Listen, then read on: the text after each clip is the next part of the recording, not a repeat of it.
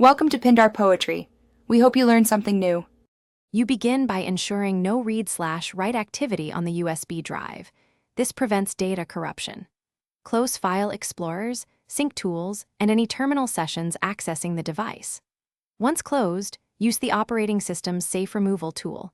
Click Safely Remove on Windows, Eject on Mac OS, or run sudo umount/dev/sdx on Linux to flush caches and unmount. Do this immediately so the system finishes writes and releases the device handle.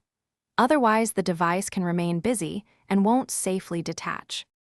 If the OS reports the device is busy, you must find what holds it open. On Windows, use Resource Monitor or Process Explorer. On Linux, run lsoft/dev/sdx or fuserv/path. On Mac OS, use lsoft as well.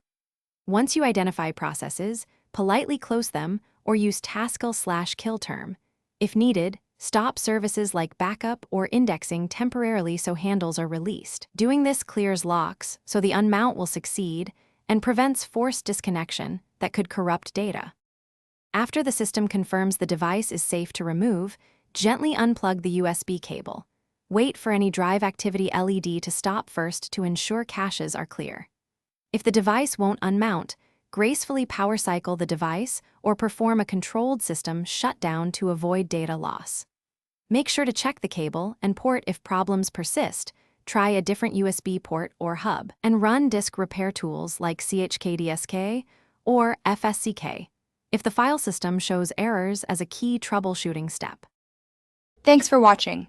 Consider subscribing if we helped you.